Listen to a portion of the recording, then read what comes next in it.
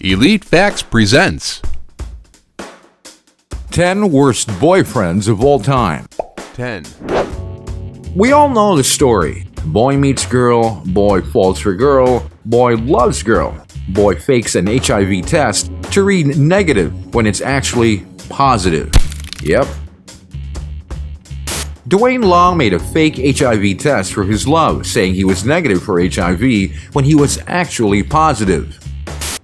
The HIV status of the woman who had unprotected sex with Lang several times is unknown. Lang was arrested and charged with reckless endangerment and forgery. He faces up to 7 years in prison if convicted. 9. A Buffalo man faked his own death after getting his girlfriend's 11-year-old daughter pregnant. Etitian Thompson got his entire family in on the act and held a memorial service in his memory while he tried to flee the country. He was caught, and now he faces life in prison. He likes to play act and has so far pretended to have a heart attack and a suicide attempt. 8. Having a disability already leaves people feeling vulnerable, so to have their loved one attacked is downright terrible. Taisha Bell just stood momentarily in front of the TV set when hubby Jacoby Smith lost his rage and attacked her. He hit her in the face 10 times in order to get his point across. Smith doesn't deny the attack, but is quick to note that he did it in self-defense. We know who we believe in this story. 7. Shayne Weber loved his girlfriend Ruth Jeffrey so much that he never wanted her to leave him. So he did the smart thing and created a creepy stalker character that haunted her online on and off for more than 3 years.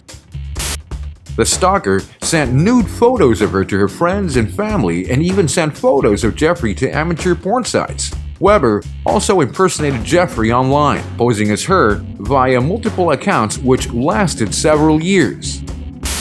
She eventually realized that Weber might be behind the harassment after some of the messages contained information that only he could have known. He was arrested and charged with harassment. 6. Being in love is the strangest feeling on earth for most people, and often the bedroom is where things reach the highest peaks. For one man, he decided to remember those moments forever and snapped some images on his phone. Not long after, she broke up with him, so as an act of revenge, he sent the images on Christmas cards to her entire family. That'll be him on the naughty list then. 5. Joseph Petchko was just chilling at home one night when he was attacked by a terrible menace, his girlfriend's cat. He immediately killed the beast, citing it was all in self-defense, except he didn't know the cat had been declawed. What's quite ironic is he's an actor with roles in both What Women Want and gratuitous violence. 4. Santiago Martinez was struggling to get rid of a body, the body of Christina Wilkerson, who he had murdered. So he did the only sane thing, asked his girlfriend for help. But Myra said no, and so Martinez did the only sane thing again. He murdered her too. And now he's been convicted of both murders and sentenced to death. 3. Ex-Marine Jebediah James Stipe was angry that his ex-girlfriend broke up with him, so he impersonated her on Craigslist. For his part in the crime, Ty Oliver McDowell responded and followed through with the request, forcibly entering the woman's home, tying her up, and raping her at gunpoint. Stipe received life in prison for his part.